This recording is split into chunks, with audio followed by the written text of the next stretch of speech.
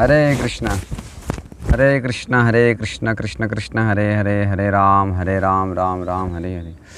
हरे कृष्णा। तो हम लोग दिव्य ज्ञान चौथा अध्याय और भगवद गीता यथार्थ रूप से चर्चा कर रहे हैं, तो इसको हम आगे बढ़ाते हैं। और श्लोक नंबर जो है अभी हम लोग 16 नंबर पढ़ते हैं।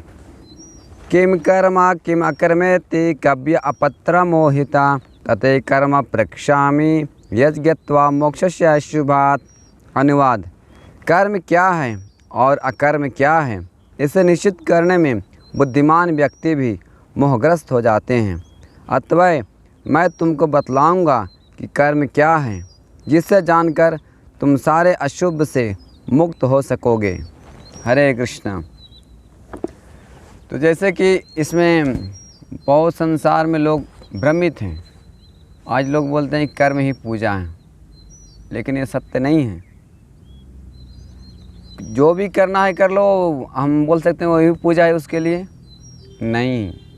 इसीलिए शास्त्र पढ़ना ज़रूरी है, इसीलिए ज्ञान बहुत ज़रूरी है। वर्क की जो वर्कशिप बोल देते हैं लोग, लेकिन हमसे इस इतना ही बोलने से काम नहीं चलता है।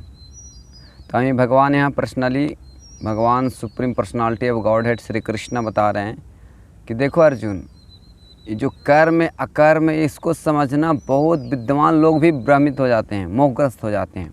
किम कर्मा किम अकर्मेति कव्य अपत्र मोहिता। किम कर्मा, कर्म क्या है, किम अकर्मा, अकर्म क्या है, और कव्यो मतलब बुद्धिमान, कवि मतलब बुद्धिमान लोग मोहग्रस्त हो जाते हैं। किम अकपत्र मोहिता, मोहित हो जाते हैं। तो भगवान बोलते हैं तते कर्म प्रक्षामि, मैं तुमसे बताऊंगा कर्म क्या है। तते कर्म प्रक्षामि मोक्ष से अशुभात, इसलिए तुम यद गतवा मोक्ष से अशुभात, इसलिए तुम जानकर अशुभ से मुक्त हो जाओगे।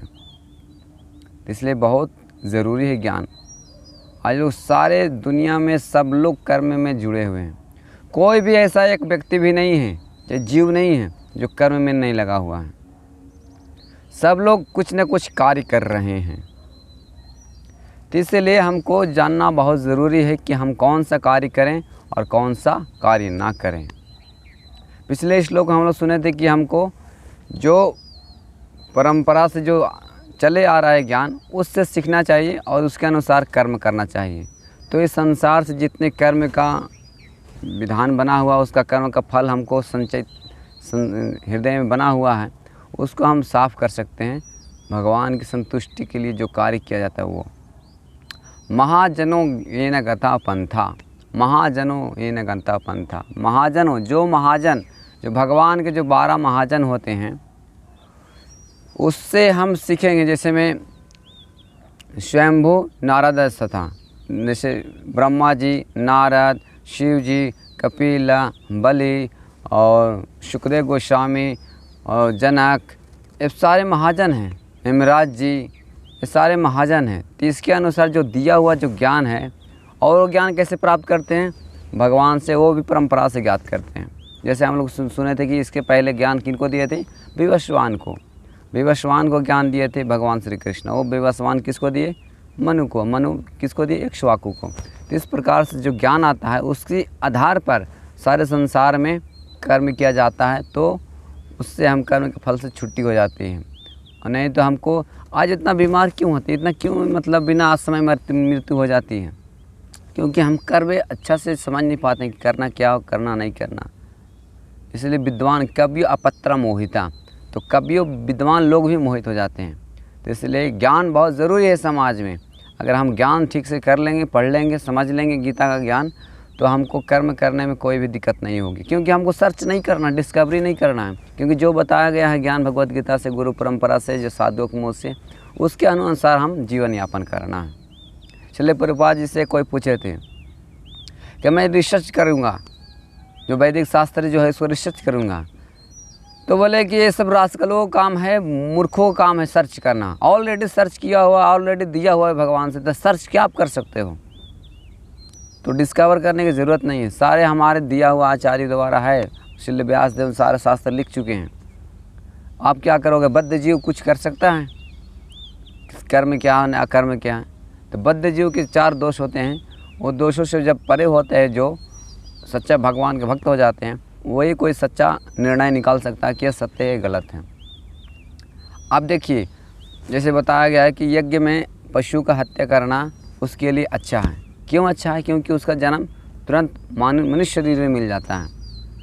क्योंकि ब्राह्मण वैसा भी थे, मंत्र का उच्चारण करने वाले, तो उसका जो संसार चक्र था, जैसे कोई गौवध का किया चाहे अश्व घोड़े का किया, तो उसमें जो चक्र रहता है कि घोड़े से फिर दूसरा जन्म मिलेगा, फिर इस प्रकार से 84 लाख योनि भटकते भटकते मनुष्य शरीर मिलता है। लेकिन जब ब्राह्मण मंत्रों से उस जीव को फिर दोबारा मनुष्य शरीर मिल जाता है और मनुष्य शरीर प्राप्त करके भगवान के भजन करके भगवान का धाम चला जाता है, तो उसको समय बच जाता है। अब लोग कुछ बोल सकते हैं कि गौवध तो अच्छा है, तो गौवध आपके लिए इंद्र तृप्ति के लिए नहीं है। गौवध उसको हित के लिए दिया जाता है और यज्ञ भी हो जाते हैं, तो सिर्फ भगवान के संतुष्टि यज्ञ के लिए किया जाता था। लेकिन अभी कलयुग में सब बंद किया हुआ है, कोई यज्ञ नहीं कर सकते हैं, सिर्फ एक ही यज्ञ कर सकते हैं, हरे नाम हरे नाम ही केवलम, कलो नास्ते व नास्ते व नास्ते व गति था। हरे कृष्ण महामंत्र कीर्तन करना, संकीर्तन करना है, यही यज्ञ बताया गया है कि हर लोग कर सकता है। निर्धन से भी निर्धन व्यक्ति भी कर सकता है, बड़े बड़े से बड़े विद्वान भी लोग कर सकता है। तो इसीलिए कर्म अकर्म समझना बहुत मुश्किल है। तो इसीलिए हमको जो शास्त्र से, गुरु से और भगवद गीता ज्ञान से ये सब ज्ञान आ रहा है, उसके अनुसार हम जीवन यापन करेंगे तो कर्म का फल से छूट सकते हैं और भगवान का धाम जा सकते हैं। हरे कृष्ण।